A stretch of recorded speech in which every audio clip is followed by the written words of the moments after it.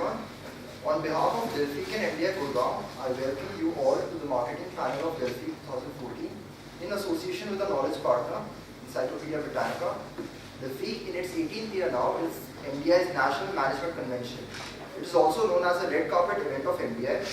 It is an ideal platform for the corporate leaders to assess the budding managers and gain from their out-of-the-box and innovative approaches. It provides an ideal platform to brand, network, and explore research opportunities. More and more middle and secondary school students in India are using internet for homework, projects, and assignments. Internet penetration in India is still not at the desired level, and people need to be made aware of the vast knowledge they can access at the touch of a button. Knowledge of students in many schools in India is still limited to what they read in text and print.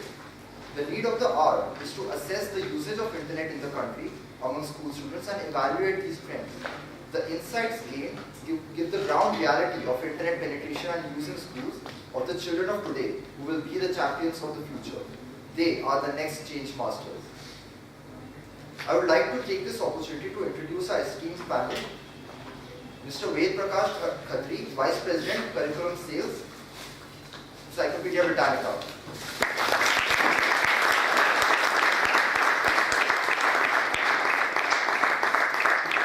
Mr. Ved has an experience of over 20 years in the publishing industry, starting his career in 1994 after graduating from Lucknow University.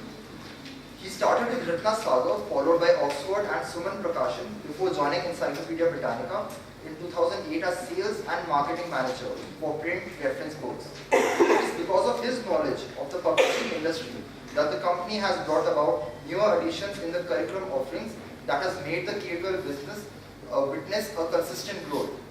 Ved now heads the print and curriculum business for Encyclopedia Britannica. So we welcome you to the panel.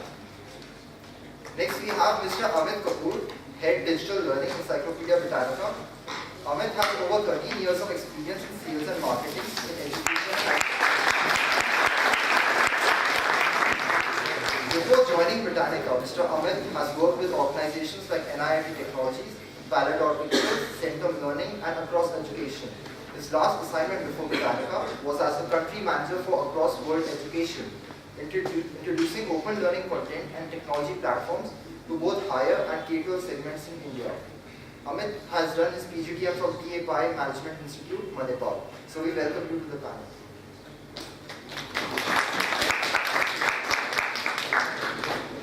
We have Mr. Vikas Sharma, Senior Marketing Manager, Encyclopedia Britannica South Asia with us.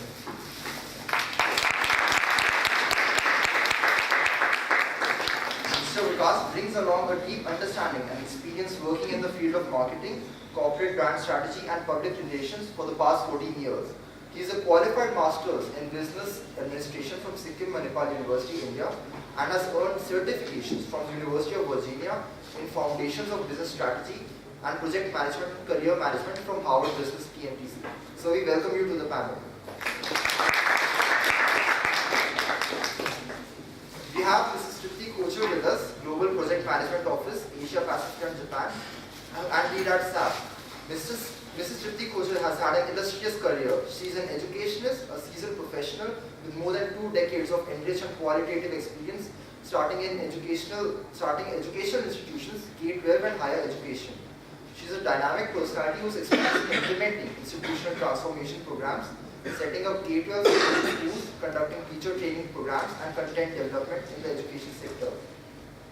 She has been associated with education and has a varied experience of heading schools as principal of Educom, Ansar API Battalions, with the distinction of building educational institutions from ground zero to strength of 2500 plus. She is the recipient of International School Award from British Council and National Award for E-Waste Management from Delhi Government and Delhi. She has been on the panel of Intel for introducing Teach the Future program and a member of the Microsoft Focus Group for Education Initiatives in India. After eminent turnaround success in the education sector, she has founded an organization, Less Editors International LLP, with education and travel as its prime verticals.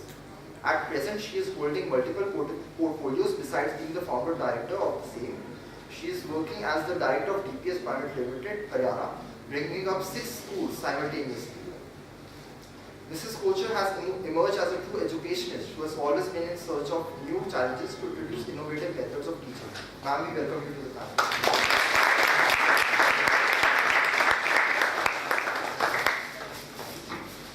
We have with us Ma'am Anshu Malika Kumar, who graced us on a very short notice. She is the middle wing in charge of Bluebells Model School. Ma'am Anshu has a pedagogic experience spanning 22 years. She has been actively engaged in content and curriculum development, teenage guidance and counseling, career counseling. She is an educator with diverse experience and strong track record, fostering child-centered curriculum and student creativity. She has been awarded Certificate of Honor by SNS Foundation, India, and Development Education Award by Indian Society for Integrated Women and Child Development. She has also been awarded Master Trainer certification by Teach to the Future by Intel and Microsoft. Ma'am, we welcome you.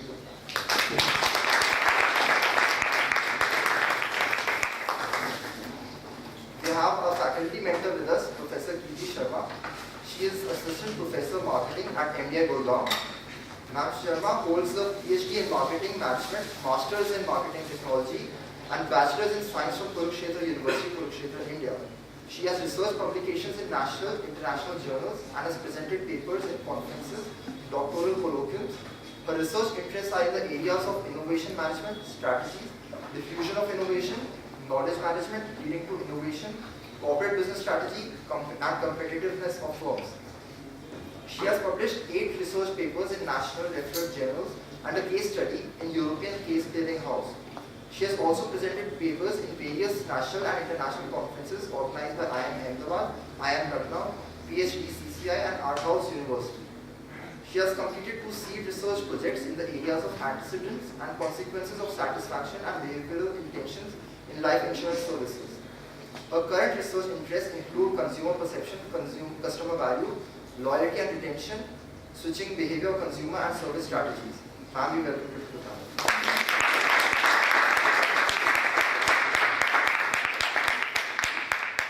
I now request the team to come over to the dais and start the presentation.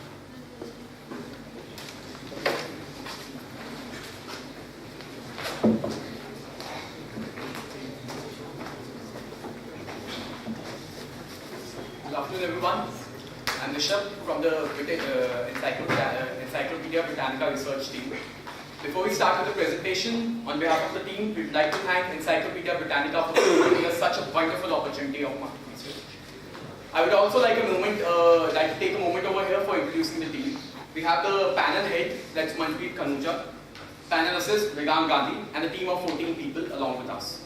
Now I'd like Vedant to start with the presentation.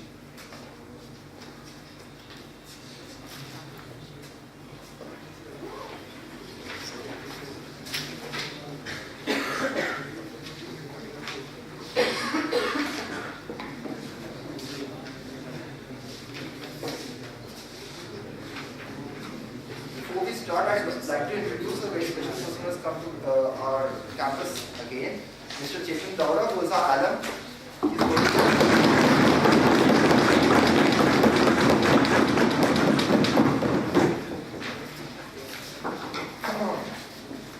So this project, it's a very difficult project first of all. You have to survey a lot of people in this. The logistics involved are plenty of logistics. Okay, so this project is about researching the usage trends of students and co-curricular and curricular activities in the school in India. So the agenda of the presentation will be as follows. I'll be taking the research objectives, the research methodology, and the sample. And that will be handled by me. Next, schools categorization and geography is covered will be handled by Sushma. After that, survey snapshot and analysis will be handled by Rishabh and Sasikant jointly. The recommendation and the conclusion would be handled by Nikhil Ansari. So what's the objective of such a vast project? It's to study the usage trends of students in India, school students who might be in different schools, government, public, private, irrespective of that. We need to know what they use, what they access on the internet, how much time they spend, and how much leverage the teachers and the parents provide to them, how they support them, and what support they get from their schools. So we have listed 7 primary research objectives that we'll attempt to fulfill through our research. These are as follows. Location of accessing is the first objective. How they access the internet through their home, school, or any other place. The usage pattern of online resources. The support received from teachers. Frequency of internet usage per week, per day. How well the usage of online resource usage is perceived by the parents, and from their library they get the support. How well the schools' homes are equipped to provide that service to them. How an online resource would help students with their work. So the target we set is students going from to school from class 6 to class 8. So we have a population of 1.2 billion. Out of this, the internet users are 19.19% of that, which is 243 million. Segmenting it further, we get the internet users in the age group, that is our target group. That comes out to be 87.89 million in India, and that is 36% of the online population. This is a large number, and most of it is huge untapped potential, because sometimes students are restricted to the text that they get from school and the text that they see in print. And this internet provides them an untapped resource for information that can actually help them perform better in the schools. So this research aims to understand the ease of the utilization of internet and and how the students use the resources across the country. We have covered various geographies as well. First of all, how we developed this survey. This is a closed survey that we developed with Britannica. Then we went to different schools in our locality that were nearby, or we knew different contacts in different schools. So through them we adopted these surveys to get students to fill it up. We connected these surveys through online media as well. We floated an online document that we shared through Facebook and other online mediums, and got responses from that channel as well. We assimilated and collected the results and manually updated them on a statistical tool, supposing Microsoft Excel. After that, we do analysis and review insights from the data received. So the target sample size that we finally reached out to was, to be precise, 11,006 students, and this was spread across 114 schools across the country. We didn't focus on just Delhi and NCR. We went to many cities across the country. Some of them are like Kolkata, Paradip, Ahmedabad, Mumbai, Pune, Jhansi, Hyderabad, and Bangalore. So all regions of India have been covered through these cities to get diversity in the responses that we receive. So the type of schools that we covered, not mainly private, they were all types of schools, government, private, public, and even international schools. So that internet is for everyone, and everyone accesses it. There is no restriction on it. So why not a person in government school has a computer at home? So we need to research that as well. To get a genuine survey, we have to cover all these schools, and the surveys that we've received and the geographies, how we covered, would be elaborated by Sushma. Thank you, Nigam. By selecting a school, we kept few points in our mind that was like the 3 points which we kept by selecting a target school was ease of the access of internet in the schools, the infrastructure in the schools, and the quality of computer labs in those schools. And we even targeted few of the government schools which did not have computer labs in their schools, but through our survey we found that even those students which were studying in government schools did use internet at their homes. While coming to categorization of the school, based on the infrastructure of the school, we categorized the school in 3 categories. That was category A, which included schools with good quality of internet and computer labs. Category B, which had marginal quality of computer labs and the internet facilities. And category C, this included the schools which did not have good quality of computer labs or have started using computer labs recently. So, based on the categories, we found that in the north, mostly schools come in category B and C, that is, we had functional quality of computer labs, and have or schools which have just started using computers and the internet facility. And one more thing which we found was, in southern part of India, the more number of schools were of category B, that is, they had functional quality of computer labs, and the computer facilities of these schools were not up to the level of category A schools. Now coming to the geographies that we have covered, that was in the west of Western India, we covered cities such as Ahmedabad, Mumbai, Pune. And in the southern part of India, we covered cities such as Hyderabad and Bangalore. In the eastern part of India, we covered cities such as Paradip and Kolkata.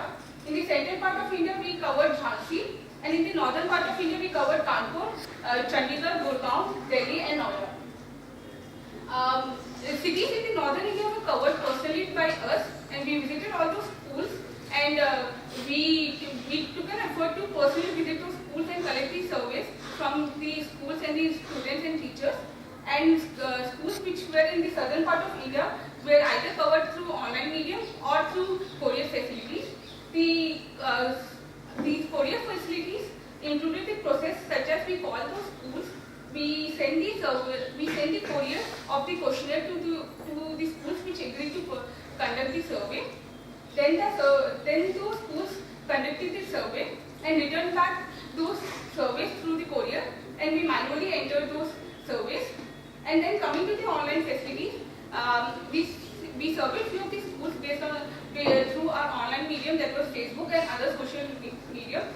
And then we collected these responses from those students as well. And then we manually entered all the data on an Excel sheet and analyzed the outcome of the survey.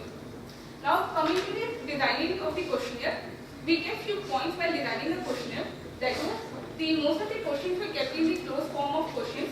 That was, these questions included either to be answered in yes or no form, or students had to just answer in a single word, or a single word or in a sentence. Then we even made sure that the questions were clear, easy, short and interesting, and we actually the students get the crux of the question easily. And then we adopted a funnel technique of designing the question. That is, we kept easier questions in the beginning and questions of medium difficulty level at the middle and the end. And we even interviewed few of the students face to face to understand what all the difficulties they face while answering these questionnaires. The snapshots of the survey will be taken up by Rishabh and Shashikant. Alright. So the survey was conducted, and finally a statistical research was done on that. So let's come to the statistical part. I'll just take you first of all to a basic snapshot of the survey, to our findings. Alright, so this gives us the ratio of the male and female population, that was male and female students that were surveyed. So the male students are a little bit more than the female students that were surveyed, right? So next we come to the age distribution. As already explained, our target population was from classes 6 to 10. So our target age was 10 to 17. And so we've tried to maintain a diversity across ages. Now category-wise split, we had divided schools into A, B, C categories. As you can see over here, the maximum schools were covered from B and C categories, but we also kept in mind that we cover a major chunk of A category students. Now class-wise split, over here also we've kept in mind to maintain the diversity to get as many surveys done from different classes. Region-wise split, yes, North has the major chunk, but we've tried to diversify our survey by covering all the major chunk from all the regions. Now cities covered has already been taken up, so this is a snapshot of the cities. Now let's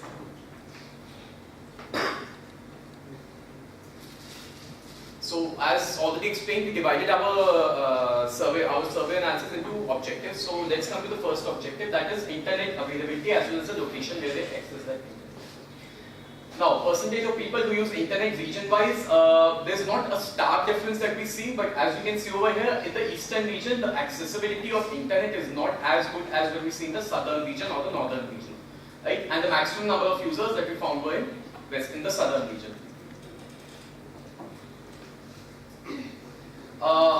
Now what we have done over here is we've divided the usage pattern of students across regions. So when we look over here, the students in the east, the desktop is the maximum usage, followed by laptops and mobiles. But when we look at the other regions, there's a stark difference over there. When I look at the northern region, the desktop usage has gone almost to 50%, followed by closely by mobiles and the laptops usage. When you look at the southern region, again the mobile is the maximum usage. Desktop takes the second place. Desktop and UFS all take the second place. In the Western region, again, there's a stark difference from the others. But one thing that we've seen over here is that desktops and the mobiles are the major chunk that their students use the internet facilities. Now let's see gender-wise usage. Okay, this is one thing that stereotype they always maintain that males are the, male students sit and access internet all the time. Girls, please note this graph. The usage of internet is almost similar across males and females, right? So next we see how male students access internet. The maximum chunk access over desktops and next over mobiles. As we all know, males are tech junkies. Where males access maximum at home, followed by schools, then cyber cafes. When we look at the female population, they again access, the maximum chunk is accessing at the desktops, but the second place is taken by laptops and not mobiles, as was in the case of male population. And where they access, the female population accesses the maximum accesses at home. The second again is school, but the percentage taken by cyber cafes and other locations has gone down tremendously for females. Right now, internet usage class-wise, again, there's not much of a stark difference as we see over here. But when we see over here, the classes 9 and 10, the senior classes access internet more than their younger counterparts. Now, where class, again, desktop takes the first place, mobile takes the second place. That's some pattern that we're seeing over here. The desktop is always on the top and mobile is always on the second, followed closely by laptops. I'll just browse through because there's not much stark difference.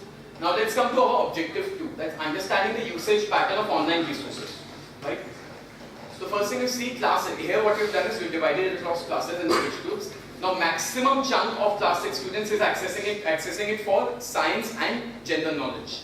Maths takes the last, the least percentage, and so we know Aryabhatta was born in India. Class 7 again, there's a science takes the maximum, GK followed, maths again is the last preference. The same goes for class 8, class 9, again maths is the last preference, science and GK take the highest chunk. Same for class 10, right?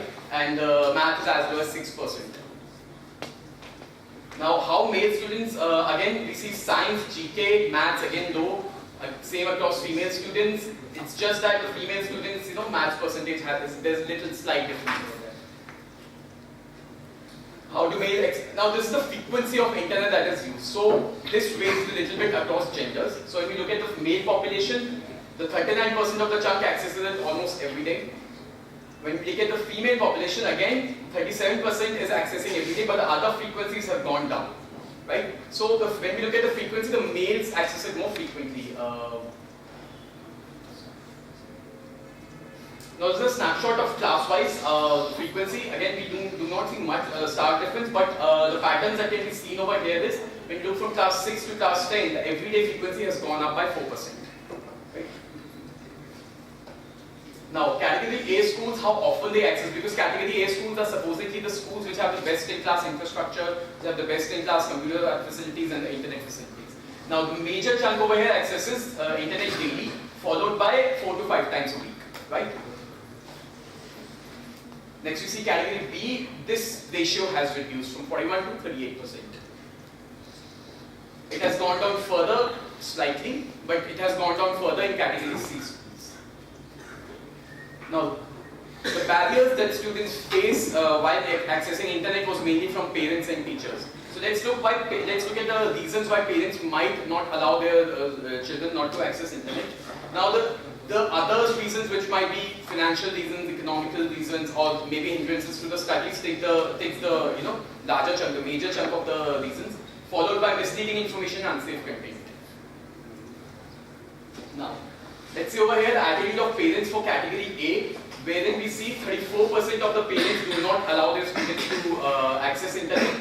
So this is something that is very surprising when we see from category A, 34% are not allowing, from category C, we are saying 39% are not allowing, right? Which is something that we already expected. Now let's look at again boys and girls. So the same amount of parents do not allow boys to access internet as the females. And this is again the class-wise distribution for parents not allowing. One thing that we see over here is, which is a little shocking, that for class 6, it was only 38% parents who were not allowing their children not to access internet, which has gone up by 3% for the class 10 students, right? Now, overall support from parents and teachers, We see over here that 61% of the teachers do not give support to their students to access internet, whereas only 39% of the chunk is allowing the students to access internet. And we already got a snapshot of this data for parents. Now objective 4 onwards, Shashikant will take it forward. Now I'll take you through the usage frequency of online resources. If you see how many times a student accesses internet, we see that there's still a significant chunk of them not using it even once a week. And this is something that presents opportunity for companies like Britannica, where they first get students onto the internet, let them use some of them, while the others increase their usage. And we see that there is equal distribution of people who vary the frequency across the week. And if you see the percentage of time spent on education, there's a good number of people who are spending it around 1/5 of the time on internet. But what companies like Britannica are required to do is push majority of the population towards the right side, where the amount of time spent on education increases. And we try to see this pattern across dates, and 6 to 8 and 9 to 10 show a similar trend. But if you see, one major concern is there is one-fourth of the students spend time on games. And companies like Britannica have an opportunity here where they can have these opportunities of gamification, where they present various lessons or concepts through entertaining resources like games or other forms. Now, as expected, the resources that students use when they need any information is presented here, where Wikipedia takes majority of the resources, while Google has 41%, but that's not actually a resource. That's only a medium to get resources. So the competition is here between Wikipedia and Britannica, and we see a huge scope for Britannica to fill the gap. Now we see how the online usage is perceived when done through a school library compared to what they do at home. And ease of finding is something that is improved, while there's a good number of people who still find it difficult and very difficult. And then we try to see across females and males, there's a counterintuitive insight that we got, where while in male students, it's almost a near uniform distribution, where 80% of them are feeling it easy. But in females, there are all the levels of difficulty are covered, where a good number of students find it easy, but there are people who find it difficult and very difficult also.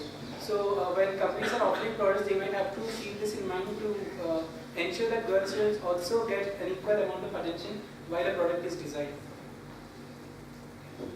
Then we move on to the place where it is accessed and how it is impacting the ease of access. And here what we found is that when someone is accessing it at school, they are finding it difficult. Probably the reason being, when they are using it at home, their parents help them. And this is where we see an opportunity for companies in this space to educate teachers as well on how to make the usage more useful for students as well. And we'll also come to the point where how much teachers are finding it easy and useful to get information from net for their teaching resources.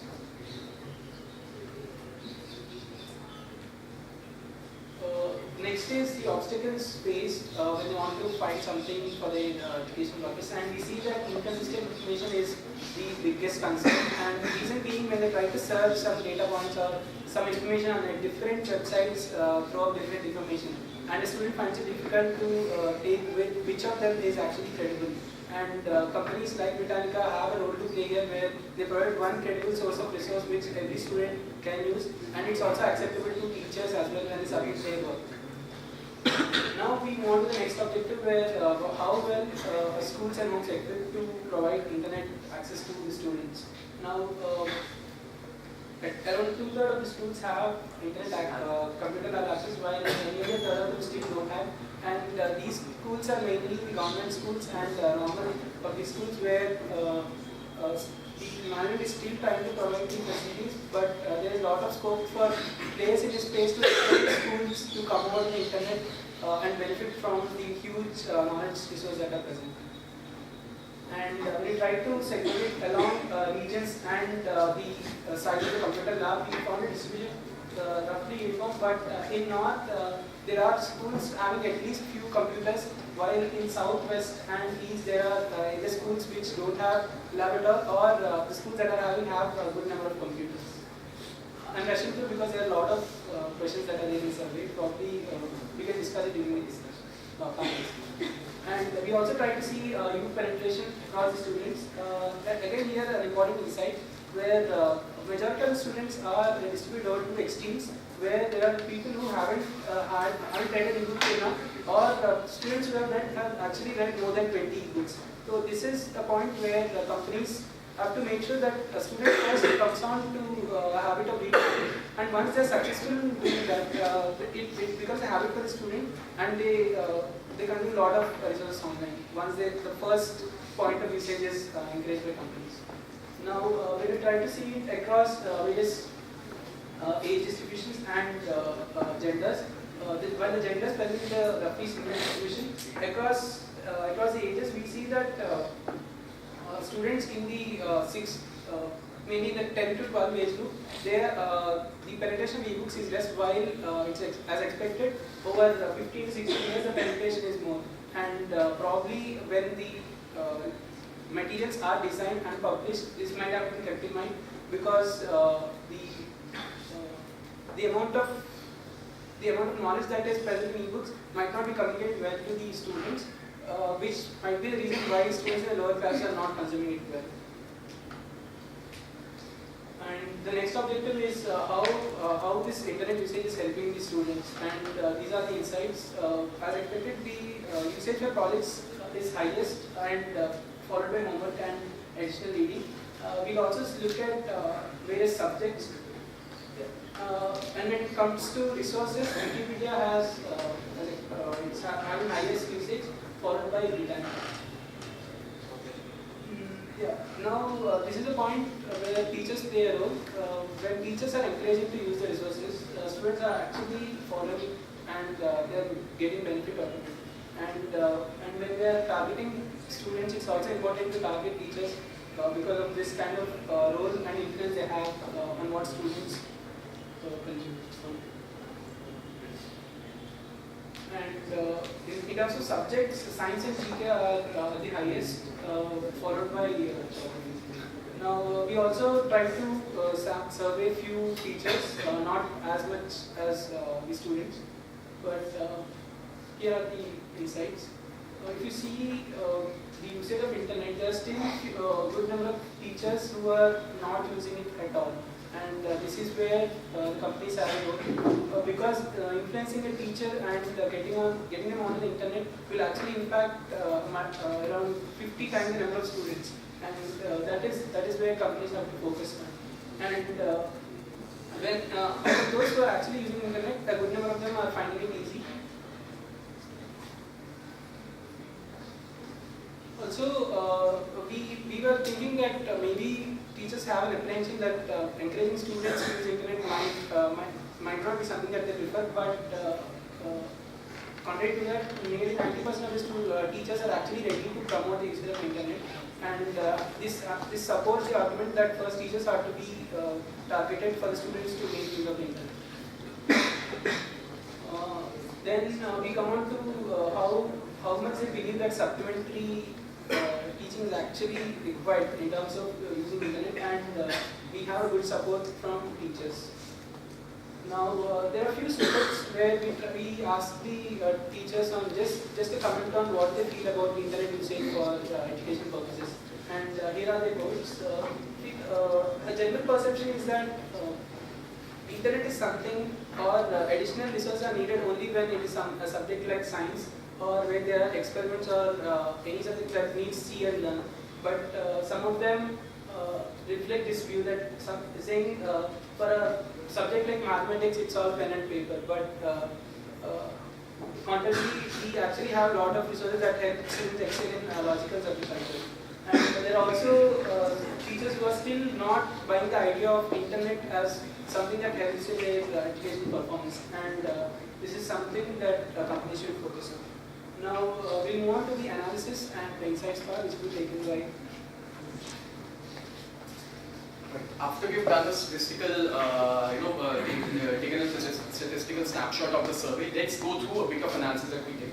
So the first thing that we came across was students across all the region among both the genders accessed internet maximum at home, followed closely by schools. Right? The way the students use internet varies across genders, just the way, not the frequency.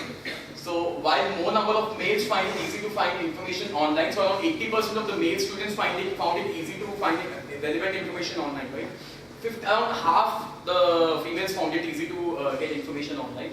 But when we looked at the students who found it difficult to find information online, they almost had the same percentage, 11 and 14%. Right?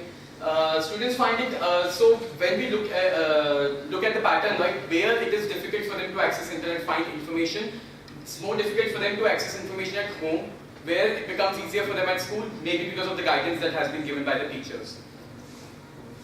Internet usage increase among students when they are advised by teachers. So when teachers tell them go ahead and use internet for this kind of project or this kind of subject, the internet usage among the students went as high as 25%. Right? So this is one thing that we need to take care while designing the product. Okay, this was a very shocking discovery. So general perception is that students go online to access social media, chatting, or sending emails and all. But when you look over here, the maximum amount that is spent online is for academic purposes, followed closely by gaming, and then a small chunk had a social media, multimedia, and emails. Inconsistent information. So when we asked them what was the most major difficulty that they had, accessing information or finding relevant information, inconsistent information was the biggest obstacle for them. So this is something that we need to keep in. Another thing that we need to keep in mind: we need to maintain a central repository that gives them all the information. All students across classes access internet maximum on desktop, followed closely by mobile phones, and third was laptops. Right? But when we look at the usage across regions, the medium of usage across regions, for southern regions the maximum chunk was taken by mobile phones, but for other regions desktop had the maximum share. Maximum students desktops form the major chunk. Now students, when we look at academic purposes, students spend maximum time for science and GK, whereas subjects like mathematics, of course Indians are famous for their logical instincts, right? So for mathematics they do not use online resources. Okay, as already explained by Shashi, Wikipedia formed the most preferred website by them, closely followed by Britannica. And another thing that we found in our survey was teachers as high as 5% advise students to go ahead and check Britannica, Encyclopedia Britannica website for their online resources for their educational purposes. Now recommendations will be taken by Nikhil.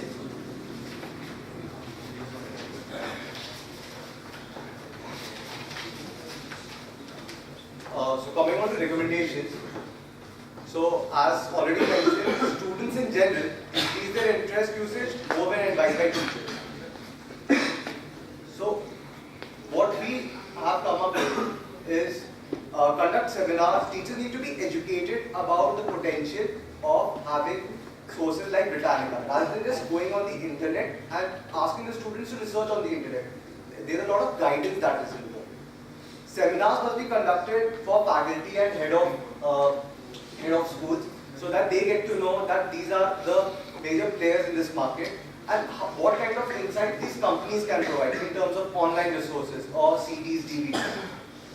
The company can also come up with tie-ups for school for distribution. And one thing which we asked the students in general and the teachers was that if there is a direct linkage between the reference material and the school curriculum. Now most of the schools in and across India are from CBSE and ICSE. So and the curriculum is entirely the same. So if we provide curriculum which matches this, then the students and teachers both are more inclined to use it and to actually promote this kind of reference material. Moving on, central index repository of information across all platforms, because we saw that there is a tremendous rise in the mobile usage. Now mobiles, tablets, with the onset of Android One and the current governments as well as the many of the MNCs are coming up with projects in which the rural area should be provided mobiles with internet connectivity. So when we're targeting those areas, then platforms is a very major deal that we need to do. More focused products on general knowledge and science, more specifically, because these are the two subjects that we're looking into. As per the current trend, what we noticed was that the mobile app needs to be updated. What can be done is to increase its usage, that we go ahead with the beta version which will be provided for free, which can be easily downloaded, and then as soon as someone pays for it, you get access to more and more content, more in-depth knowledge, and that will depend on the users. Plus, if the students and teachers get used to it again and again, they will want more. The implications. Now, we did target our surveys in such a manner that we were sort of trying to increase the number of category A students, category A schools, but there has been a tremendous increase in infrastructure and internet facilities across the country. Last year we had almost around only 2 category A schools. This year we have 18. As rightly mentioned by Risha, that we generally perceive that social media is being mostly used by people who are using internet. That is from age groups from class 10 and above. If you look at class 6 and 10, they use social media, but not to that extent. Students use it for academic purposes, but the problem that they face is in guidance, A, and secondly, they do not know which are the credible sources. The ease of access is one more problem. So what we suggest is that if we come up with a platform in which social media like Google+, Facebook, their online videos, which actually tell you how to go about things, and if we promote it via the medium of social media, it would be beneficial, and this would be something which can be carried out from 6 to 10 to even students who are going above that level. As I already mentioned that we need to tap into teachers as well as sort of relate the curriculum with the courses with the online resources that we have. The present government's Digital India campaign to increase internet penetration, both in terms of quantity as well as quantity, will be very beneficial and will actually support the idea of developing an online content. Lastly, to give you a market overview of what the current industry looks like. So, CD and DVD market has been on a perpetual decline, mostly because CDs and DVDs are fragile. They prove to be a hindrance in which there are updates coming day to day, whereas one has to go to a market and buy new versions of DVD again and again. Moving on, e-books is something which has actually picked up a lot. There are a lot many students who are reading more than 20 e-books. So e-books, from our survey we realized that 1/4 of the students have read more than 20 e-books. So e-books, online media is again something that needs to be catered to. So when we're talking about guidance, there will be, of course, the main guidance will be from the teachers and the institution. But the company can also look into after-sales support, providing information, tips on the internet or at the schools, conducting seminars, and keep them updated about what new versions are coming across. What we also suggest is that in the category A, B, and C schools, one thing is because of the funding, and the secondly, the infrastructure that they have to support these computer laboratories. So, when we're talking about these schools, we can go for differential costing of the kind of products that we offer to them, and sequentially move the category B schools on a later stage once they accept the lower grade, to move them to upgrade them to the higher grade. Lastly, barrier to entry seem to be very low. There are the education sector provides a huge opportunity. There are a lot many students. There is a lot of emphasis on education, on digital education to be precise. Moreover, internet is getting a lot of acceptance. Less number of specialized players from Britannica's perspective at present in the market. That brings us to the end of our presentation.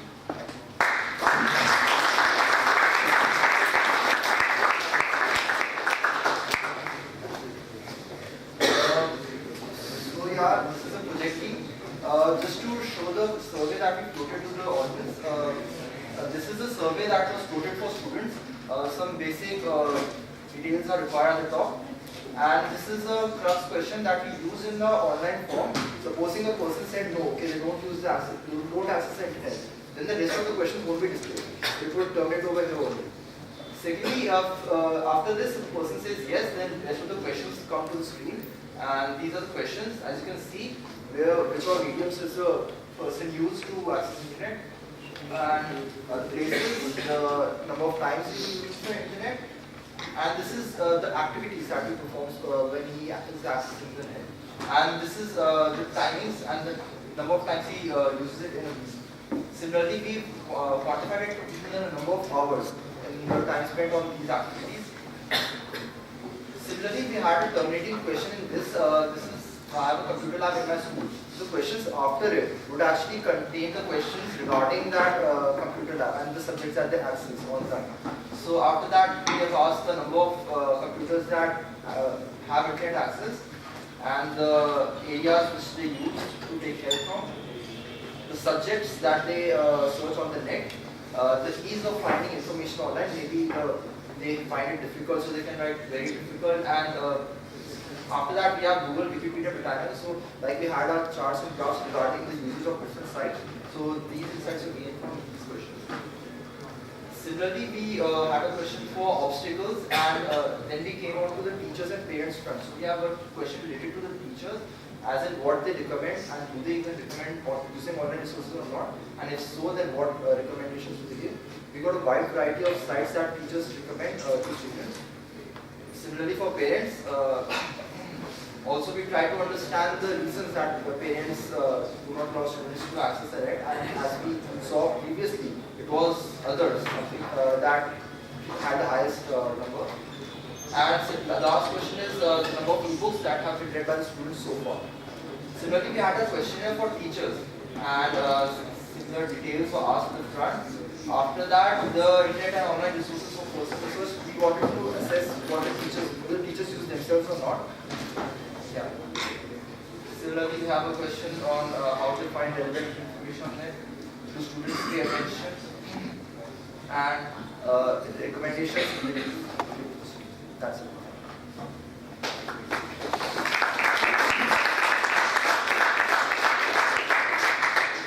Snapshot of the schools in this year.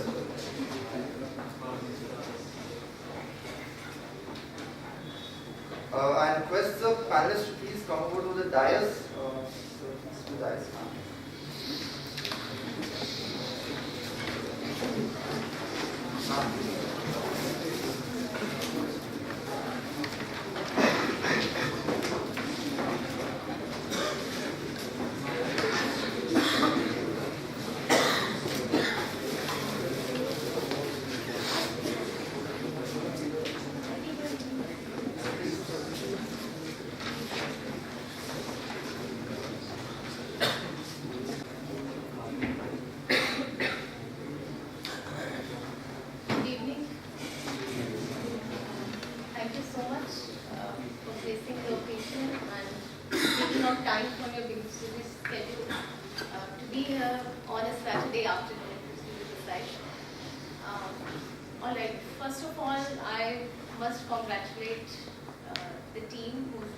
Instrumental in driving this project, and it's not a day's or an hour's work.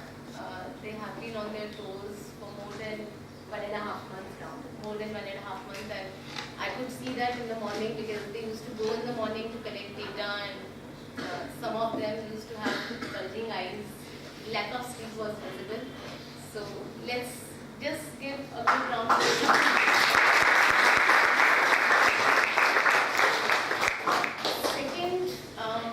But not the least, I am also thankful to Britannica for continuing this project in the second year. This was, I remember, Amit came up with the idea last year, and it was his baby which we have taken forward in the second year in succession. And we are very thankful for Britannica, to Britannica in fact, for having that trust in MDI, MDI students, and the kind of work and expectations which are being laid down. So thanks Atal, thanks Amit, thanks Dev, thanks Vikas. Alright, now I would like to keep this open for a discussion. So I'm sure all of you have gone through the slides. First of all, I would request Amit to start and lead the discussion. Any points which you find alarming and remarking in terms of what were the findings and what were the key highlights last year and this year. So I'm sure you have seen a lot of change which has happened, and this is precisely because education is also moving very fast in the information age. Second, both parents and schools have become very, very conscious about internet age. So what's your viewpoint on that, and how Britannica can actually bring in more value for all the stakeholders who are involved in the education sector at this point of time? I'm sure this is a bigger question, but you can take it in parts. So, if we can go to the recommendations slide.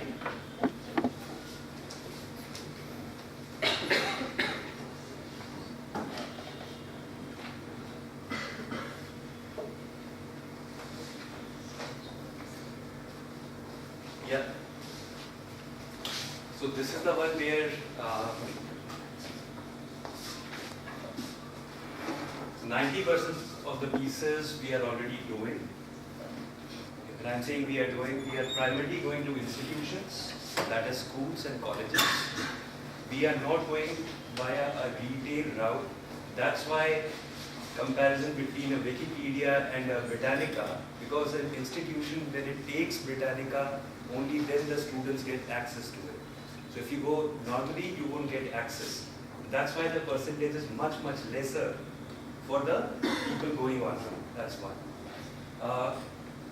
We are present in more than 15,000 schools in India today, CBSE and ICSE. And we are using our entire solutions. When I say solutions, right from, I saw somewhere about curriculum in the next or the very next slide, that it should be aligned with curriculum. So we have got curriculum textbooks now, along with digital resources, so that the student uses the book and then online does the additional reference project / assignment work. So that part gets taken care of with the online resources. Very rightly said, central index repository. So we have got a resource where for each age group, if you are searching for a particular topic and you are in class 4, you do not need many details, right? For class 10, you need much more descriptive piece. It is indexed for each age group. So for primary level, the explanation and our favorite example every time is water. For a kid in class 1 or 2, water means probably 7-10 lines. For a class 10, probably right from chemical composition of water till. So the research finding where we say that it is irrelevant, inconsistent, it is actually not appropriate for that age group. That's why a person gets disinterested when they search for something, right? I'm sure all of you go to NET for your project works and assignments, right or wrong? Yes. And do you struggle that, okay, the first 20 search results, only 3 of them are relevant. Now I have to put different keyword. Happens or does not happen? Yes. So that's what we propagate, that you research rather than search. Rather than searching for 20 more pages, actually you can look at appropriate piece and then you can start understanding and exploring more. In terms of general knowledge, I think we are more or less synonymous on that front, right? Supreme Court in their judgments refer to Britannica. So that's the credibility we stand for. Only difference is that in the retail space, people know us still as the 32-volume Encyclopedia Britannica. I'm sure all of you before coming here, majority of you would have that impression, right or wrong? Apart from people who are working on the project, I'm saying. And on the mobile app, that is something which is, we are in the works for institutions, but a big challenge today is, but let me ask another question. Are you allowed mobiles in your lectures? No. No? Big no-no? Think of a We don't have jammers, so we believe in the integrity. Yeah, but I'm saying as in a tier B or tier C kind of an environment, schools still don't allow mobiles. So for us, it is coming up with a solution, but then the school saying, we don't allow mobiles. Why are you propagating something to take kids towards mobiles? So it's that transition which is yet to happen with the digital India, more connectivity, more devices. People will have to make use of mobile and accept it as a part of life. Or maybe let's put it like that. Yeah, ma'am, please. Yeah. No, it's okay. Please speak. Okay. for what you said about the mobile application and why you're not doing it, schools have limited times, right? Agreed. And in that limited time, they have to give all their subject knowledge and overall personality growth and everything. But to make the best usage of Britannica content, it would be nice if the mobile application is there, because the child would carry it at least beyond those 8 hours that he's in school, Sure. and would be able to use it, Sure. in a proper way if guided and given proper guidance for its usage. So it is something to be thought about. Sure, ma'am. So, ma'am, there was one interesting point about the e-books. So when I'm talking about this repository which has been mentioned here, and that's why I specifically talked about that, e-books, all our e-books, a kid can access through a tab or a mobile or through a desktop or laptop, but from a repository, that's why we have steered away consciously. But this is a valid input. We look at it into how it can be integrated from a acceptability. Acceptability, or maybe from a stakeholder point of view, because when we see from a parent's point of view, who's probably mobile, and we now look at parents who are tech savvy, both are busy, and everybody is having this access to a smartphone. So probably in the middle of something, if your kid is giving you a call that he or she is stuck and there is a problem that needs a solution to that. So rather than going to internet at that point of time, probably an application which is only restricted for parents will be of some help. So if we can integrate it in the same way, so maybe the username and password remains same in terms of using the same repository, but through an application which is more handy on your phone. So maybe from that point of view. Because probably at that point of time, you might not have that kind of time to access 20 pages through Google and then go and find a solution and send it across to your child. But yeah, if you have an access to the repository, probably immediately you can give a solution. In fact, very surprisingly, when we were looking at the data from classes 6 to 10, right? Senior classes, I put it the other way around, in junior classes, parents are much more conscious about where the kid is going. And that's why the academic usage is much, much higher. We go in senior classes, now everyone has become a big boy or girl, right? And privacy, I don't want you to come in my room. All those pieces start, right? And that's why probably that is one reason that we have the percentages changing from academic to social raising up in senior classes. Just like an input, because ma'am has just shared the same thing. Children do have access to smartphones these days. We just can't deny the facts. However, we always promote adult supervision and we use these terms. But I believe that it's a very easy access when we think about a mobile phone. So we can look at that option, and we do understand that we do not allow mobiles in the school. However, once the homework or the project, the child has to access information from either he goes to his laptop or the desktop. So this can be considered as one of the mediums. I just want to ask the panelists something.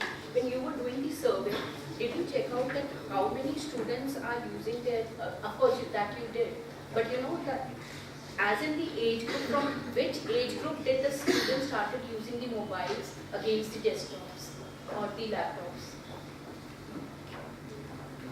We have actually researched a target group.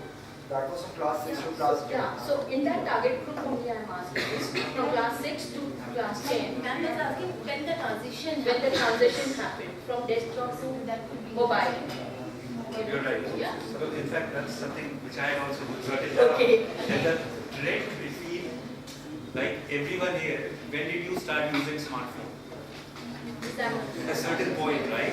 You see what happens, most of the students might not even have access to laptop. Not every parent would buy them a laptop or, but most of the students these days, even a class 5 student would have a smartphone because for whatever reasons, the parent is ready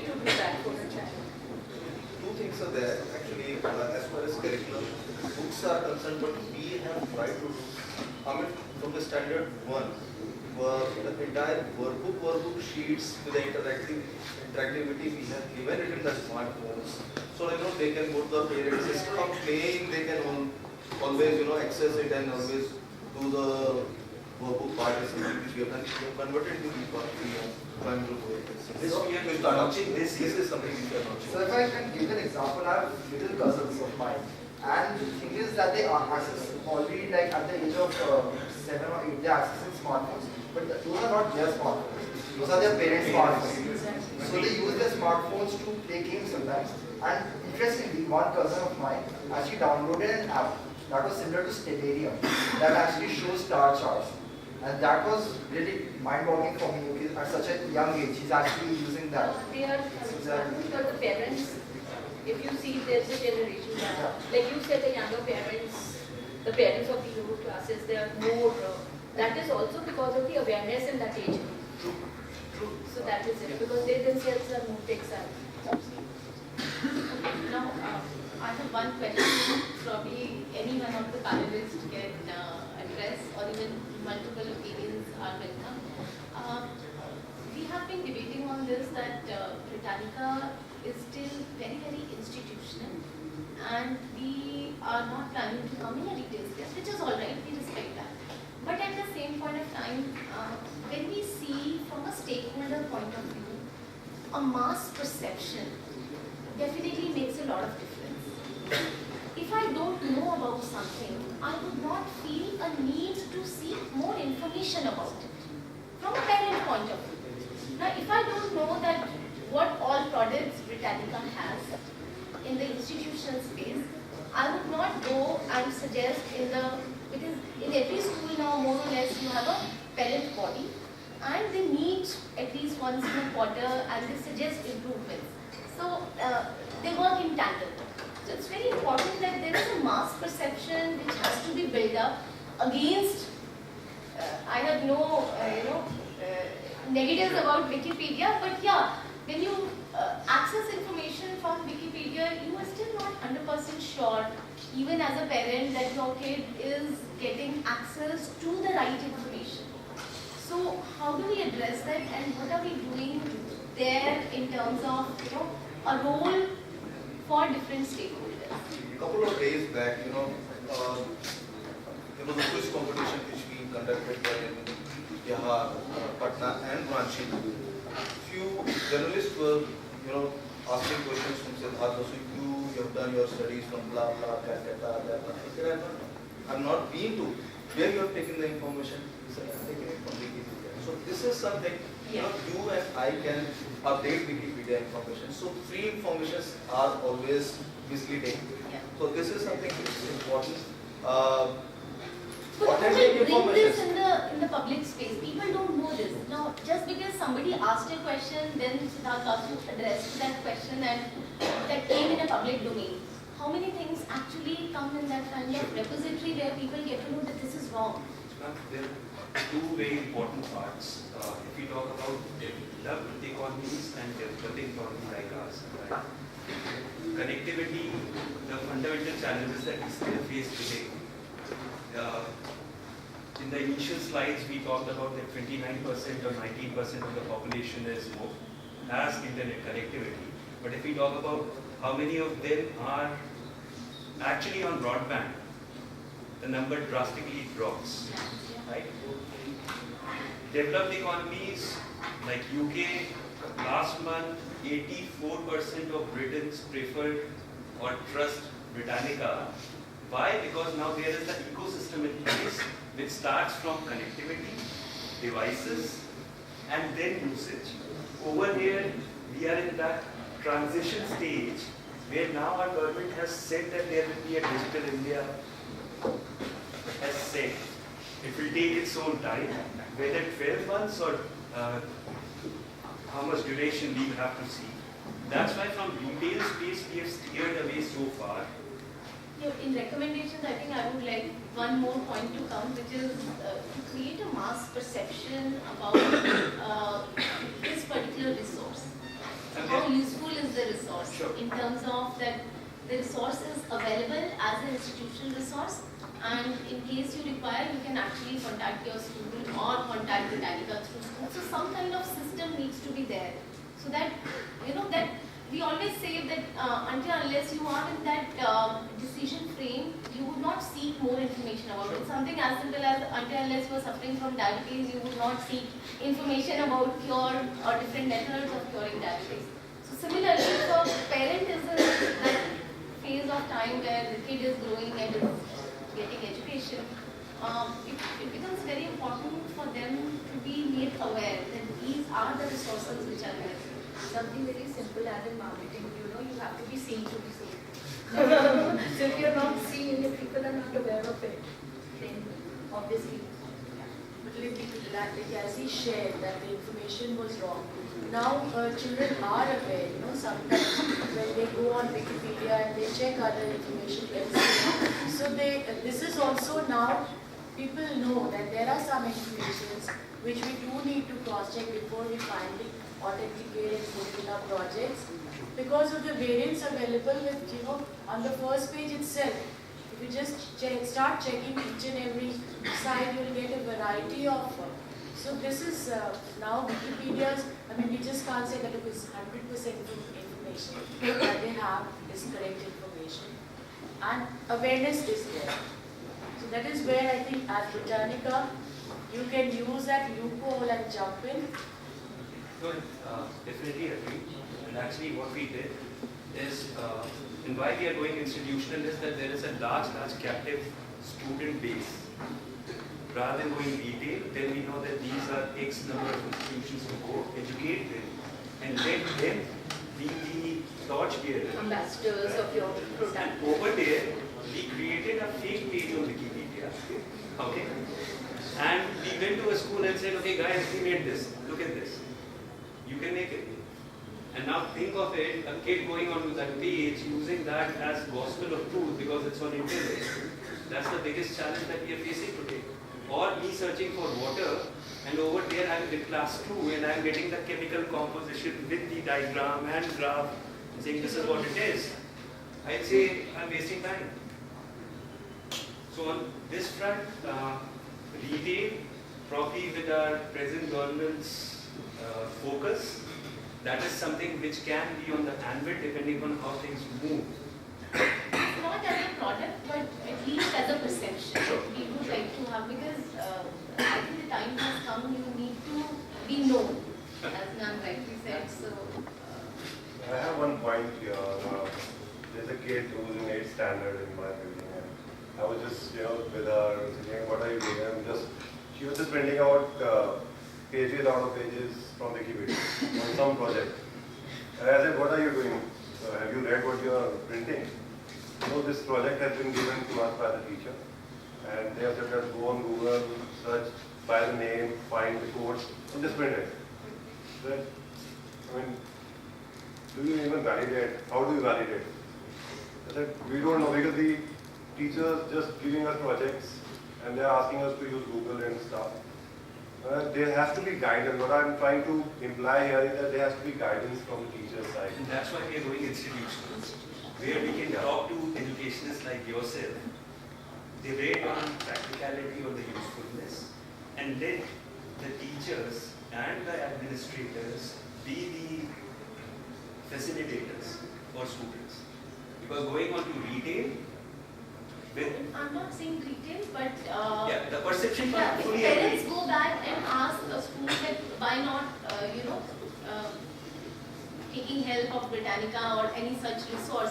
If there is a demand, then of course schools, at times they are also pressurized with those things. I would like ma'am to answer that if parents come over, because both of them are, I would say... It so happened in some of the schools that initially if your kid is absent, probably the information was not coming on your email or your phone. But now a lot of schools have taken that initiative to be very proactive in terms of those responses. Since 2000, I think that information has been distributed in some schools. But now by and large, 70-80% of schools render that information. It is because there is a demand from the parent side. So what I'm saying is that okay, that is one angle. But I think this is also where some intervention from one of the stakeholder, who's a parent, who's also conscious where the child is going. If you are searching information on internet, probably you are exposed to other things as well, which maybe a parent would not like at that point of time.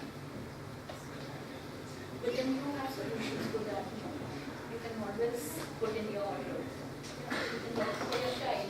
The accessibility to the child is only for the child is so that is there. But as in terms of giving information to parents, I think wherever they are going, they have the advantage of not only educating the teachers with the product, but also telling the head of the school that we would like to educate the parents. Give us an opportunity to meet the parents and tell them what our product is all about and how your child can use it at home for project work and all that. Because as heading a school for 20 years, I know teachers do not have that kind of a time except for PTMs, and PTMs parents are more interested in hearing what the child is doing and how he's coming up. So maybe one presentation with the parents would really help. So ma'am, this is more of a question to both of you. Yeah. Parents coming over and recommending something, that's more like a recommendation coming over. But then from the school's pedagogy and vision perspective, plenty of times there is a slip between. Yeah. So that's why. No, if parents are coming and suggesting something, obviously if it is a good progressive school, the school would have its core team look into it, compare the product, have presentations, and only then take a call. It is not randomly being taken, some parent comes and says something and you take it. No, that a school would never do. A school has its own systems and management, and even they would not go by a single product. They would have presentations from various companies, make a comparison, see what works for them, what works for their students, how they can put it across to the parents, and only then take it. As in Britannica, I'm not seeing your ebooks or anything, but I do have something to say that if you make it interesting, ebooks are very dry books for a child to be reading on a screen. Even if I go on Kindle and I read a book, after some time I feel, okay, I'll read it later. It becomes taxing like that. For a small child, for students to get into it, you will have to make it interesting by putting in some other things into it. That is it. You will have to make it very interactive. And so what we have done, we did a research for around 2 years in India. All kind of schools from tier A, tier B, tier C kind of environment. And the first thing that we got was connectivity. As soon as we make an ebook more than 30 MB, yes, it will be a mass adoption, because then it becomes very difficult for them to download. So that's why it's a chicken and egg kind of a situation, and that's why I again keep on going back to the Digital India declarations and so we have the structurally infrastructure wise or something like that, rather than downloading the whole book. You could have options where So ma'am, we have interactive books. Yeah. We have now what we've done, we have started putting them along with our textbooks. So that the student does not have to download them. Because with the textbook, a kid can just take that, plug the application in the mobile and start. Any questions from the audience? I'm sure we can take one or two. One important thing which I would like to tell you, look, India market is evolving, changing, in fact the drastic change. We have got our products, our penetration in US, UK markets are, in the school segment we are talking about is 90%. So look, here it is more of a intranet rather than internet, and more server-based solutions are there. If the school is going to increase the internet part and other things, we are going to increase the things. We have got the products ready. Only thing is just to more for timing sort of a thing. Let me tell you, a couple of years back, once we dismantled our 32 volumes to online version of it, and very sharp reactions from India. Rest everywhere we were appreciated, yes, because we were emotionally connected. So, and here we were difficult. It was very difficult for us to make them understand. After 20 minutes, we are updating it, while we are updating after a year or 2 years down the line. So things are evolving in India and it's taking shape. We are also working accordingly. I just have one question for the students who worked on this project. You said that you visited physically schools only in this particular area, and from the other schools you have taken an online survey. So in an online survey, did you contact the schools for an online survey, or was it an open where students could just participate and say, I'm so old and I want to participate? Ma'am, actually, many of the members in our team come from various places, have hometowns in other than Delhi. So in their hometowns, they are contacted, and sometimes they have relatives in other locations as well. So the students, they are small students, they contacted through their relatives, parents or friends, and got their cousins and brothers to get it filled. And that then through their class. The number that you would have Ma'am, actually, because you had yeah, a large this is not the only method. the survey. This is not the only method. Because Nikhil can so then explain. how did you verify that fact? So ma'am, what we did is, so some of us have our parents who are in transferable jobs, so we've done our schooling across the country. So we contacted the teachers, we're still in touch with those teachers. Plus our parents are at different locations. So like my family stays in Pune. And my family stays in Odisha, which is Paradeep, and I have stayed in Paradeep for a couple of years, like around 10 years. And I do have contacts in various states because even my father is in a transferable job. And I have contacts with kids who are studying in various schools and in various classes. So basically you contacted schools through various mediums and you got the survey done through that. So it was not open, like you did say in your presentation that you also contacted students through social media, Facebook. Yes. So there how you got and how did you a small part of it was through social media, it was open. There are school Actually, communities which are another thing there. is students don't have email IDs right now. So even if you contact the relatives, how would you get the student to fill up the survey? So students are usually, even in remote places, they are on Facebook because most of the students are on Facebook. And they usually have a class group even. Suppose a higher classes, class 9 or class 10, have a class group to discuss. So if the person that you contact doesn't have an email ID, doesn't have a proper email functionality, and he is active on Facebook, then through that Facebook maybe you can connect and describe everything and get that person, student, to fill it through their classroom as well. But this is not the only channel. In Pune, I think Nikhil did a very good job. He actually sent all the service through courier. Now we sent it to courier, and so we contacted the heads for KV, Kendriya Vidyalaya and Army schools. So Pune, 4 Army schools and 3 Kendriya Vidyalaya. So Another thing that I noticed was that your survey was more based on cities which are more IT, right? Exactly. And tier 2 and tier 3 cities were not so covered. ma'am, So for them, basically it's for you, you know. So the larger market is tier 2 and tier 3 cities. So then how does that come into it for them to know that they've got the research done?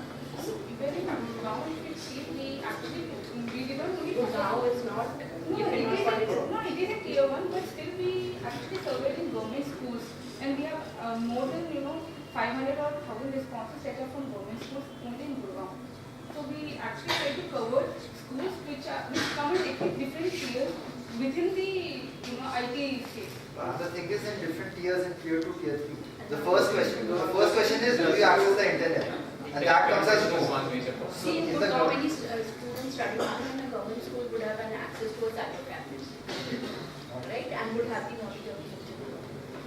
Would also have access to internet on the mobile.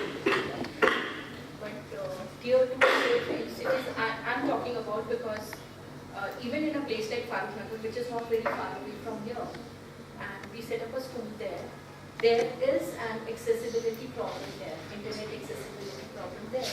So how do you cover this digital education there? It's not possible.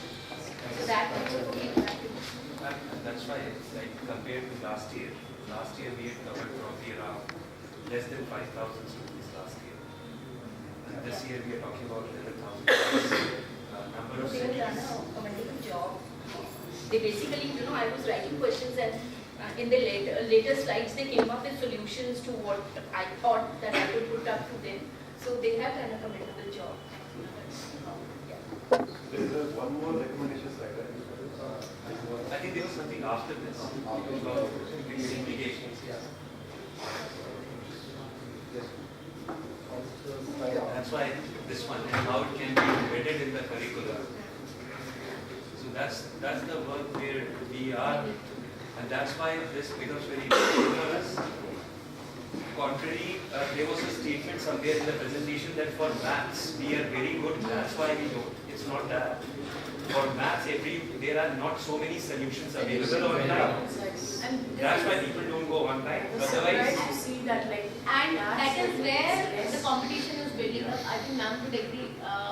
NIIT runs a math lab in Bluebell, as far as I know. And NIIT is doing a lot of work in the math space, which was also reflected in one of their findings that math is where it was coming as a last choice, both among girls as well as boys. So that's where a lot of I think that's also one of the catch which we need to. so for science and maths, in fact, we are coming out with something. And one of them is in for data. And for your kind information, because we are associated with Britannica, we refused that project to NIIT. They had approached us to do an evaluation study. Because half of us here are from NIIT. And we saw that that's why everyone has been coming. There's another thing which there's a lot of content on science and GK and maths, but languages is something which is really lacking. So you could look at that age. So again, I think we'll be putting across entire product roadmap today. But on English also there's something which is on the work. Again on the institutional side. And social sciences. That's something which is not there. See, those are the subjects like I would say Hindi, which class 8, you have nothing on in digital education in that particular subject. Social sciences is not so, whereas the other subjects are there. So you should look into those. Social sciences would make a lovely digital content because you have social science labs.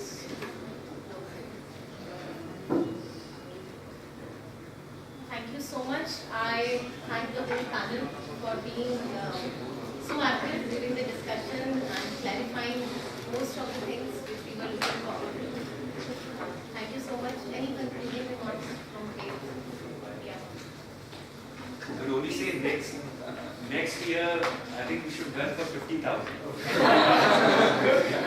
You give us more time, we do it. Yeah. Yeah. We would need, see, I think this time also we were much before, we started much before as compared to last year, and that's why we were able to achieve this kind of work. We would also look forward to a much, better planning, and if we get to know beforehand, we would do as per your expectations. Sure. Thank you so much. Thanks for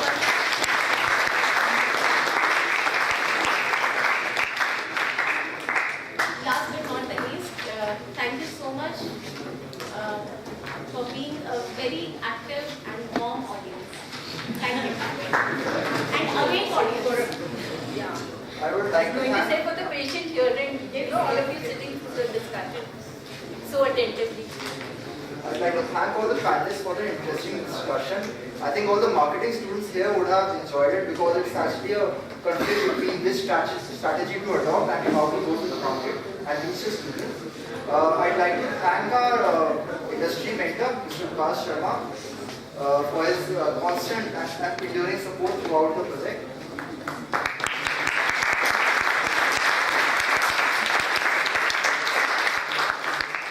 Mr. Ved for gracing the occasion with his presence. Thank you, sir.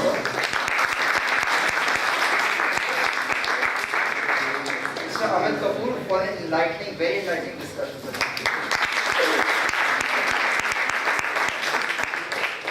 Anshu Malika Kumar, thank you ma'am for coming. Thanks for coming.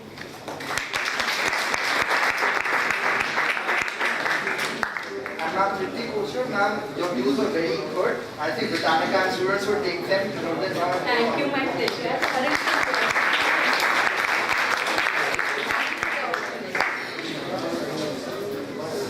We would also like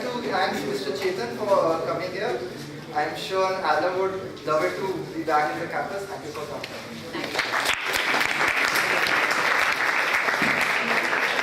Last but not least, our faculty mentor, without whom this project wouldn't have been.